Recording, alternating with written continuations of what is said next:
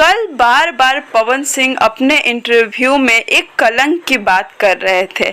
बार बार एक ही बात को दोहराए जा रहे थे। आखिर वो किस कलंक की बात कह रहे थे और क्यों उसी बात पे जोर दे रहे थे। नमस्कार, आप सभी का स्वागत है हमारे चैनल। और आज बात करने वाली हूँ पवन सिंह के कुछ ऐसे सवाल और जवाब की जो उन्होंने कल अपने इंटरव्यू में खुलासा किया। तो चलिए खबर पे बात करते हैं।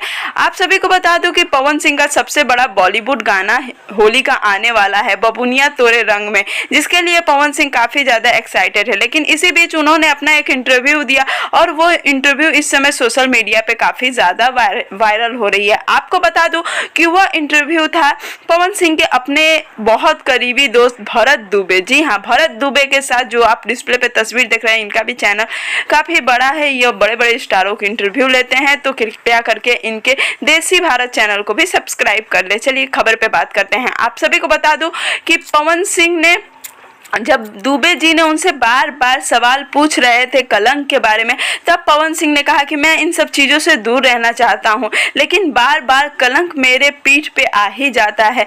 ऐसा कहने का उनका मतलब था कि जब भी अक्षरा सिंह पे सवाल उठ रहे थे तो पवन सिंह के ऐसे ही जवाब आ रहे थे। क्यों बार बार पवन सिंह इन सब सवालों से छुटकारा पाना चाहते थे? क्यों बार बार एक ही बात को रट लगाए हुए थे? क्यों पवन सिंह नहीं देना चाहते हैं सवाल का जवाब?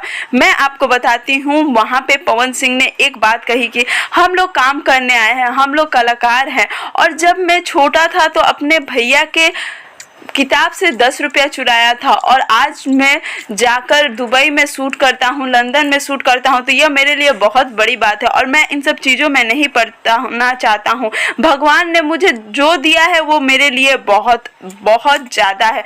और उन्होंने सबसे आग्रह किया कि जो आपके फेवरेट है उनका आप गाना सुने और उन्हें सम्मान दें। उम्मीद करती हूँ कि वीडियो आपको पसंद आया होगा। पसंद आए तो लाइक शेयर कमेंट करना बिल्कुल ना भूलें और चैनल को भी